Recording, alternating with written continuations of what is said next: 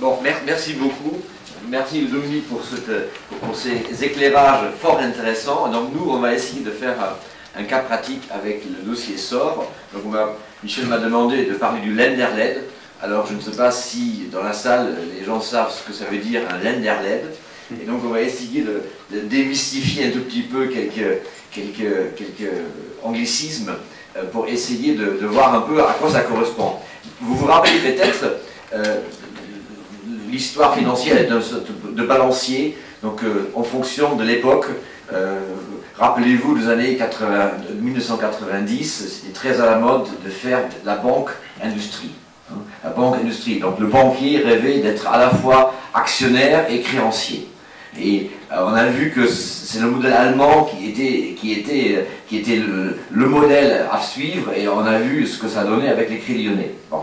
Donc, la banque-industrie, c'est-à-dire qu'en réalité, un créancier est à la fois créancier et actionnaire. Bon. Et ça, c'est la banque-industrie, c'est quelque chose qui est voulu. Voulu, en règle générale, le banquier prend des participations minoritaires. Alors, dans un Lender-LED, c'est tout à fait différent. C'est effectivement quelque chose qui est voulu, mais il y a aussi une question de contrainte, parce qu'en réalité, un Lender-LED, ça veut dire qu'une entreprise est en difficulté, et le banquier décide qu'au lieu de rester sa qualité de créancier, de demander le remboursement de ses créances, il veut prendre le contrôle du capital à travers une conversion de créances en capital pour en quelque sorte assurer le remboursement des créances à travers cette conversion, retourner l'entreprise et se rembourser avec la valeur de la revente de l'entreprise. Et à ce moment-là, il essaye donc en quelque sorte de se refaire dans une situation de distress. Et donc Lender-LED, c'est cette technique américaine où vous avez des créanciers, notamment des fonds, qui rachètent des créances bancaires, qui réalisent des créances, réalisent des sûretés, récupèrent les actifs, les valorisent et se remboursent après sur le produit de cession.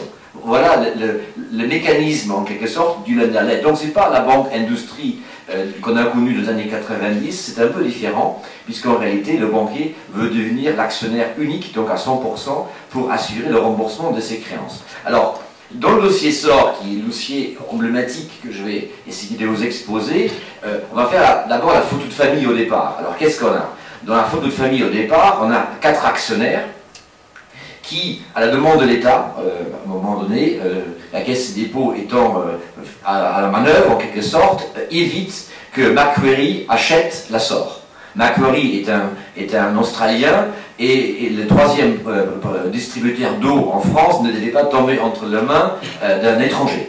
Et donc la résistance a été organisée autour de la Caisse des dépôts qui a surenchéri par rapport à l'offre de Macquarie. Et donc c'est comme ça qu'on retrouve la Caisse des dépôts dans le tour de table avec AXA, avec ce nombre d'autres personnes, avec Séché, qui rachètent la SOR à un prix en 2007 qui apparaît avec le recul totalement démesuré, démesurément élevé. Et donc nous sommes dans le monde des LBO des années 2007, les multiples sont absolument incroyables et on lève de la dette. La Caisse des dépôts étant le financier des références, et tout le monde fait confiance à la Caisse des dépôts, c'est l'État en quelque sorte qui organise la reprise de SOR par ce consortium, et que la Caisse des dépôts cède après sa participation dans le FSI, donc qui hérite en quelque sorte de ce dossier. Donc, dans le tour de table au départ, on a des actionnaires qui sont donc SFI, ex-Caisse des dépôts, vous avez AXA, vous avez Cube, un fonds d'investissement, et vous avez Séché qui est en quelque sorte l'industriel.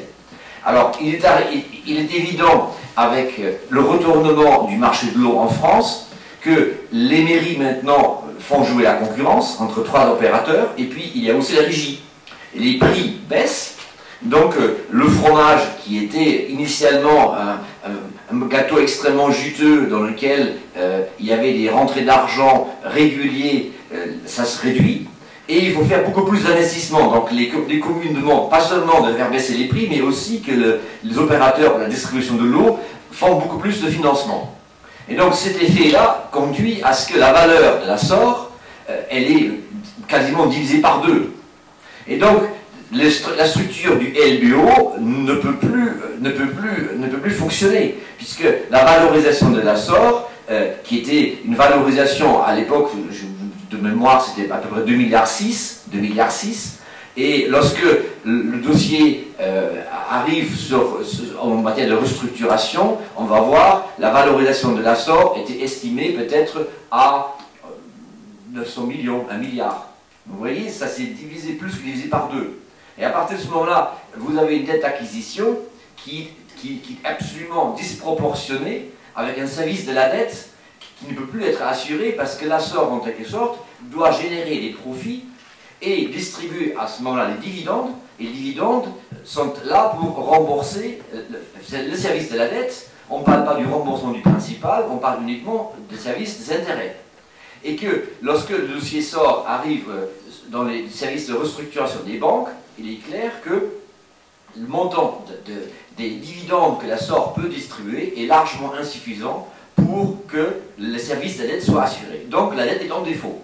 Donc vous avez un défaut, ça veut dire que on sait très bien que le montant de la remontée des dividendes n'est pas suffisant pour assurer le service de la dette.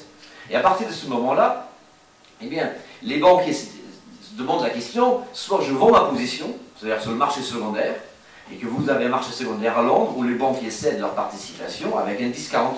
Donc vous voulez trouver la dette SOR sur le marché de Londres, le marché secondaire, vous avez des fonds qui investissent et qui achètent. Et vous avez, dans ce taux de table, vous avez donc en quelque sorte trois acteurs. Vous avez les banquiers seniors qui bénéficient d'un security package, comme on dit, assez confortable. Ils ont notamment un nantissement sur les titres de la société opérationnelle. Vous avez une structure LBO classique, une société holding, et la société holding emprunte à l'argent, et la principale garantie qu'a le banquier, c'est un nantissement des titres de la société opérationnelle en dessous.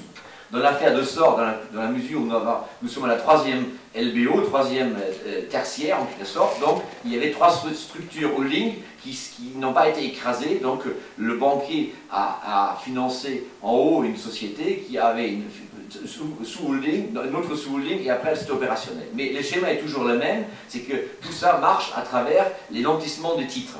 Bon. Et donc, vous avez les banquiers seniors, après vous avez le banquier mezzaneur. Donc le mezzaneur c'est qui? C'est quelqu'un qui est subordonné dans les head creditor agreement, donc c'est quelqu'un qui passe après le remboursement des banquiers. Et puis vous avez l'actionnaire. Alors si vous faites, le calcul, vous avez en grosso modo en dette dure 1,8 milliard de dette dure, et puis si vous regardez la valeur de l'entreprise, disons entre 900 millions et 1 milliard d'euros, vous vous rendez compte que, bien entendu, l'actionnaire a tout perdu, aucun espoir de recouvrement, les actions ont une valeur négative, puisque le montant de la dette est largement supérieur par rapport à la valeur de l'entreprise. Et puis, de la même manière, les mezzaneurs, donc les créanciers subordonnés, qui passent après le remboursement des seniors, et entendu, également ont tout perdu. Donc, les créanciers seniors se disent, on va prendre le contrôle de l'Assor, et comme ça, on va en quelque sorte réajuster la dette. On va voir comment ça se fait, après dans l'Underlet, comment techniquement ça va se faire. Mais en réalité, économiquement parlant, on va convertir une partie de nos créances en capital. On va garder en réalité en dette dure un montant qui correspond grosso modo à une capacité de remonter de l'argent pour que le service de la dette puisse être assuré dans le cas des créances qui restent, les créances bancaires, et le reste va être converti en fonds propres ou quasi-fonds propres. Parce qu'il faut que le bilan global de l'Assor, donc consolidé, soit de nouveau présentable avec des fonds propres positifs.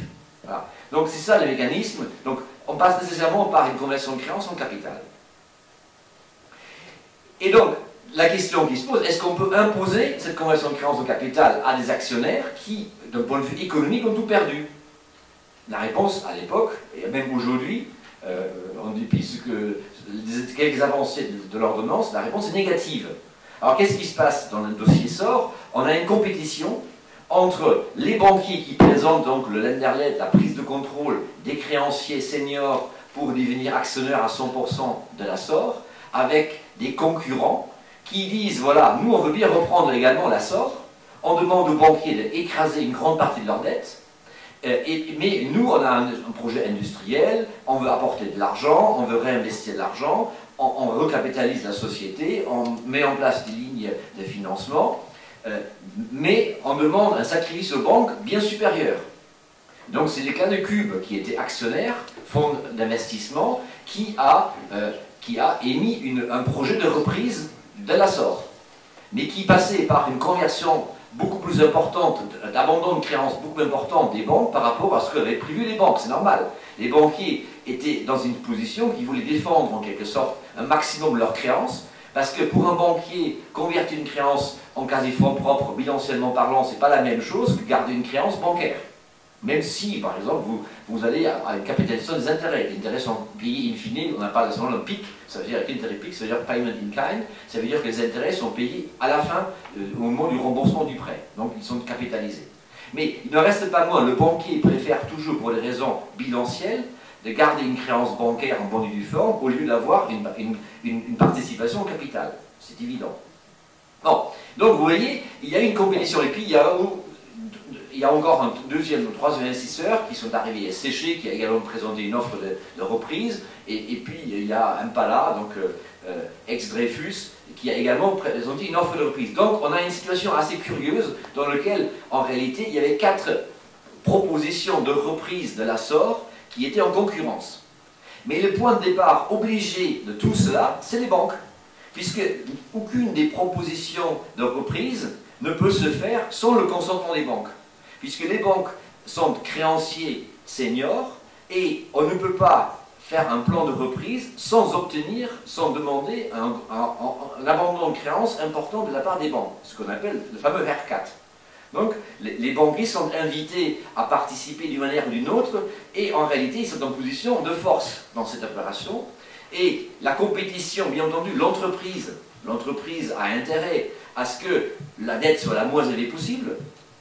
Et l'entreprise a de l'intérêt de sélectionner l'offre qui assure plus de liquidité et moins de dettes. Et vous avez un acteur qui dans l'affaire SOR, vous avez 2 acteurs qui sont intéressants à mentionner. Donc c'est le mandataire de justice, en l'occurrence c'était Hélène Bouboulou, et puis vous avez le CIRI. Donc le CIRI c'est l'instance du ministère des Finances qui intervient comme médiateur pour essayer de sauver les emplois. Donc le CIRI, avec le ministère des Finances et des Industries, pesait de tout son poids pour essayer de sélectionner l'offre qui était le plus intéressant pour assurer la pérennité de l'Assor. Et pour réduire la dette bancaire, bien entendu. Et même de la même manière, le mandataire a comme mission, de la même manière, d'essayer d'inciter les banquiers à être raisonnables et réduire le montant de la dette. Donc le premier grand problème, vous avez donc les offres concurrentes, et le premier sujet qui est sur la table, c'est quel est le montant de la dette qu'on va laisser. Et les banquiers, donc les grandes discussions portaient sur le montant de la dette. Alors là-dessus, ce qu'il faut voir, c'est que vous avez une sorte d'équation mathématique. On estime, à tort ou à raison, que le montant de la dette ne doit pas être supérieur par rapport à la valeur de l'entreprise, qui est en dessous. Alors, ne me demandez pas pourquoi c'est comme ça, mais il faut demander à des banquiers d'affaires qui font un savant calcul en EBITDA, donc c'est-à-dire que la capacité de l'entreprise de générer des résultats, avec un multiple qui dépend du marché. Et ce multiple vous donne la valorisation de l'entreprise. Donc ça peut être, dans l'affaire d'Assor, ça peut être 1 milliard, 900 millions, 700 millions, etc. Et donc la discussion se focalisait dans la LED sur le montant de la dette restante. Alors techniquement, comment on fait? Et bien, dans la mesure où les banquiers ont insisté et ont gagné la compétition, je ne parlerai pas des contre-propositions qui ont été écartées à la fin, comment les banquiers prennent le contrôle?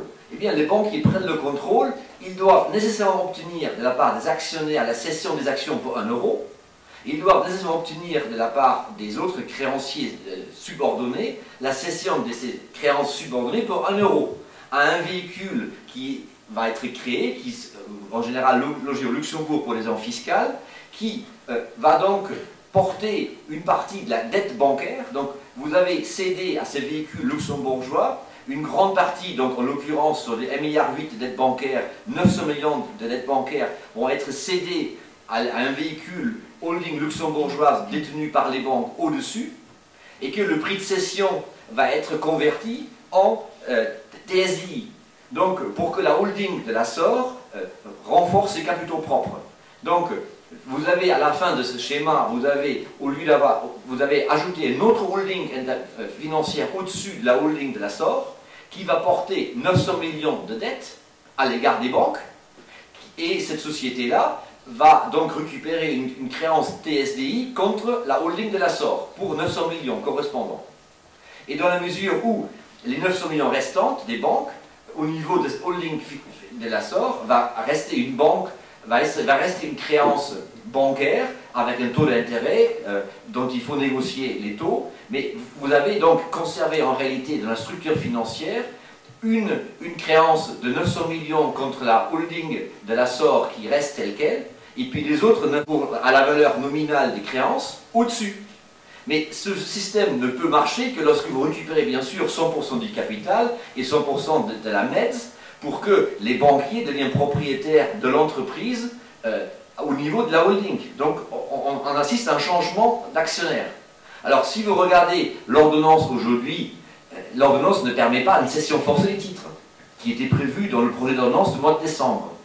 Et malheureusement, si on regarde les systèmes de l'Assor, on n'est pas passé par une conversion de créance directement en capital, mais on est passé par une cession des titres pour 1 euro qui a pas de valeur à un véhicule des banques.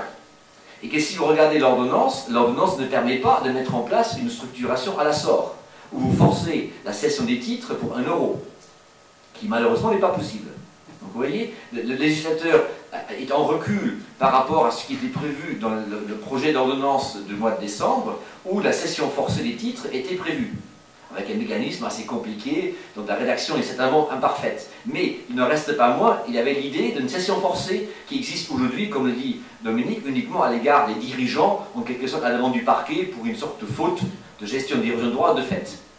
Et là, il était question d'organiser par la loi la cession forcée des titres, ce qui est nécessaire dans la technique du lender-led pour faire en sorte que le banquier, en réalité, récupère 100% du capital, récupère également des créances subordonnées et permettent de garder en tête, garder une certaine dette résiduelle avec un taux d'intérêt qui est en ligne par rapport au business plan de la société opérationnelle qui génère suffisamment d'argent pour le service de cette dette. Donc il faut une adéquation en termes de charges financières entre le montant du business plan qui génère un flux financier, free cash flow comme on dit dans le monde financier au niveau opérationnel. Ce free cash flow peut être utilisé pour distribution des dividendes et ces dividendes permettent de payer les intérêts au niveau de la dette d'acquisition. C'est comme ça que ça fonctionne. Et donc il faut nécessairement de nouveau une adéquation entre le montant des charges financières que la société SOR peut assumer et donc pour le remonter au niveau de la société holding pour permettre les services de dette d'acquisition dans les LBO. C'est comme ça que ça fonctionne. Alors donc, en technique juridique, il faut donc nécessairement passer par une cession de créance et une cession des titres à une structure au-dessus pour que les banques puissent prendre le contrôle. Alors, deuxième dans la mesure où il y avait un grand débat sur le montant de la valeur d'entreprise et le montant de dette résiduelle, donc les banquiers étaient amenés en quelque sorte dans l'affaire SOR à faire deux choses. À la demande de l'État, les deux banquiers phares, BNPP et Natixis, sont acceptés de rester pendant 5 ans l'actionnaire de référence pour donner une stabilité. Parce que Bercy avait très peur qu'en réalité cette entreprise française soit après entre les mains de fonds vautours, les banquiers cèdent leurs créances, et tout d'un coup on se retrouve dans un scénario où les actionnaires de référence ne sont plus de grandes banques françaises, mais sont des fonds anglo-saxons qui peut-être ont une idée différente d'un développement plus harmonieux par rapport à la SOR. Et donc, une demande très forte de la part de l'État, c'est un lock-up, comme on dit. Un lock-up, ça veut dire qu'il fallait que les actionnaires des références décident de ne pas céder leur participation et leur créance pendant une certaine durée. Alors, le troisième actionnaire des références et à créance de référence RBS a refusé le lock-up.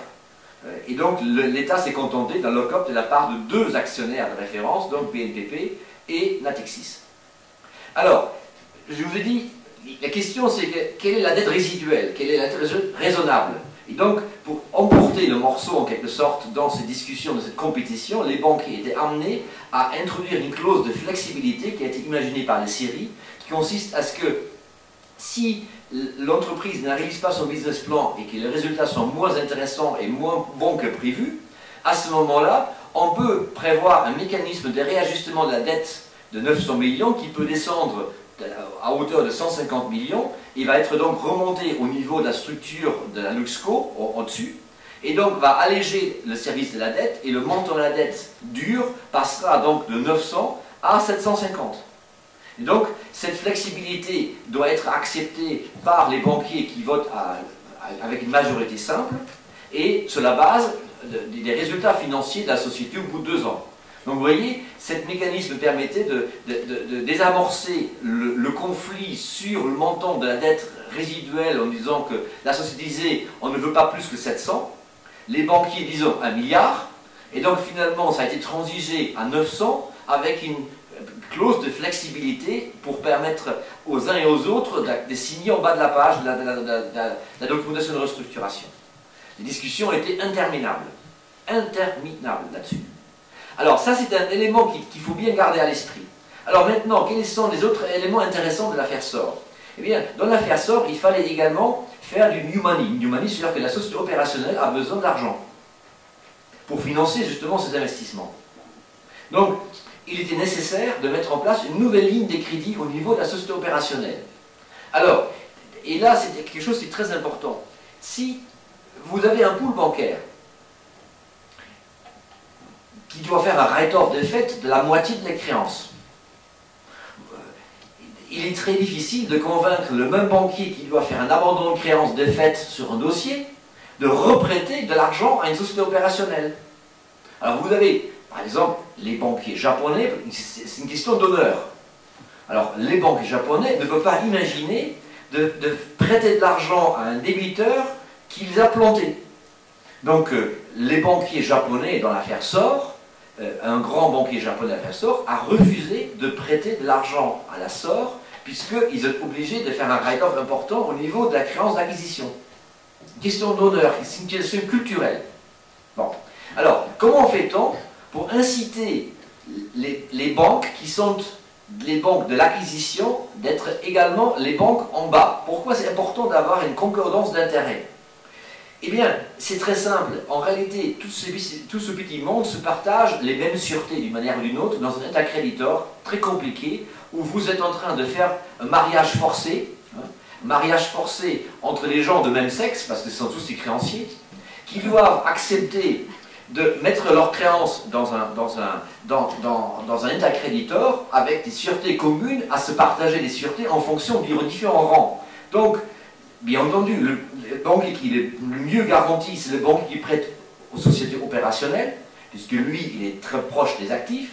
Et les banquiers qui est le moins bien garanti, c'est le banquier qui, en haut, qui a comme seule garantie, en outre, notamment des titres de la société opérationnelle.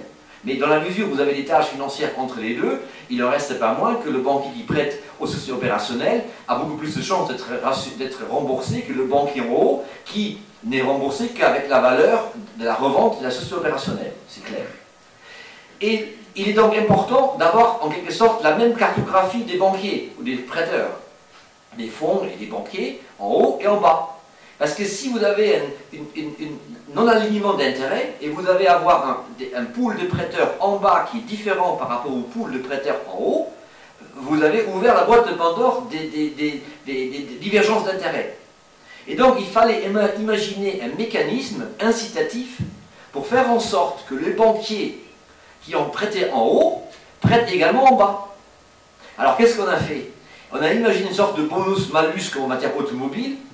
C'est que les banquiers qui prêtaient en bas recevaient une sorte de bonus en haut, à savoir ils recevaient plus d'actions et ils recevaient un meilleur remboursement de leurs créances anciennes en quelque sorte, qui était donc élevé, ce mécanisme d'élévation.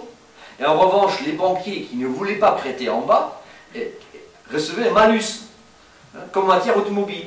Et donc, ces banquiers-là étaient donc pénalisés, aussi bien ils recevaient moins d'actions, ils recevaient moins de créances remboursables dans un waterfall qui donc était une pénalité. Alors, ce mécanisme-là était donc imaginé et a porté ses fruits parce que ce qui s'est passé, c'est que 95%, sauf notre banquier japonais pour des questions d'honneur, les autres ont tous participé en bas parce qu'ils avaient un intérêt de participer en bas puisqu'ils voulaient obtenir le meilleur remboursement de leurs créances anciennes en haut. Vous voyez? Et donc ce mécanisme d'élévation a permis un alignement d'intérêts et en quelque sorte de favoriser la mise en place de la new money par le même pool bancaire qui avait prêté en haut. Et donc ça c'est quelque chose qui me paraît être tout à fait intéressant et qui est assez novateur dans les montages financiers de cette nature. Alors, après, je vous ai dit la banque industrie. Alors, qui dit banque industrie dit le créancier, à la fois créancier et actionnaire. Vous voyez le problème, conflit d'intérêt. Alors, comment organiser la gouvernance de l'entreprise si vous avez à la fois le banquier qui a 100% du capital et qui pourrait éventuellement avoir tendance à privilégier ses intérêts de prêteur? Donc, vous êtes obligé d'imaginer une gouvernance de l'entreprise qui correspond à une société cotée. Donc, vous êtes obligé de faire entrer dans le conseil de surveillance des administrateurs indépendants. C'est la clé, parce que sinon, vous ne pouvez pas faire ça. Les banquiers sont représentés, vous avez un certain nombre de décisions qui ne peuvent pas être prises en dehors du consentement du banquier, donc qui doivent s'organiser de la même manière, parce que un des problèmes de SOR, c'est que vous avez à peu près 70 banquiers. Bon, 70 banquiers, mettez-vous d'accord entre nous aujourd'hui, et c'est difficile. Donc il faut des structures pour rassembler en quelque sorte la gouvernance des banquiers qui doivent avoir une sorte de pondération. Les principaux banquiers doivent avoir un siège, dont les trois principaux banquiers avaient un siège direct dans le conseil de surveillance. Les quatrièmes étaient le représentant des autres créanciers qui représentaient 45% des montants des créances. Et vous voyez, cette façon de faire permettait en quelque sorte de créer les conditions d'une meilleure gouvernance pour que les banquiers s'expriment quasiment avec une seule voix et permettent en quelque sorte d'avoir une représentation des banquiers dans le conseil de surveillance de la SOR d'une manière rationnelle. Mais si les banquiers, en quelque sorte, devenaient gestionnaires des fêtes, comme l'a dit Dominique tout à l'heure, le banquier n'aime pas être gestionnaire des fêtes. Et donc, il faut que le management de la société SOR gère avec le business plan et que le banquier ne fait que contrôler. Voilà. Et donc, la gouvernance qu'il fallait organiser, cette gouvernance était donc une gouvernance avec un conseil de surveillance dans lequel vous faites rentrer les actionnaires indépendants qui ont la majorité. Et ça permet à ce moment-là d'avoir une meilleure gouvernance. Voilà. Donc, résultat des courses, si vous regardez le dossier SOR, c'était plutôt bien passé parce que les banquiers ont récupéré 100% du capital, avec un peu de douleur parce que les créanciers minoritaires et les actionnaires, tout le monde devait signer en bas de la page parce que ça se passe dans une conciliation, donc il faut l'unanimité. C'est pour ça que c'était extrêmement difficile. L'État a pesé de tout son poids pour convaincre les uns et les autres de céder après, permettre la cession des parts pour 1 euro. Donc si on regarde aujourd'hui, l'ordonnance malheureusement ne permet pas de réaliser un schéma à la SOR, mais le schéma à la SOR nécessairement a vocation à se reproduire dans le monde dans lequel les LBO, vous allez avoir des sociétés opérationnelles qui sont pas en difficulté, mais qui sont structurellement pas capables pour le service de la dette. Donc les créanciers aujourd'hui ont plutôt tendance de dire qu'il vaut mieux prendre les clés de l'entreprise pour essayer d'assurer un remboursement in fine de valeur de revente lorsque le cycle se retourne, au lieu de laisser une société entre les mains de l'actionnaire qui ne remet pas au pot.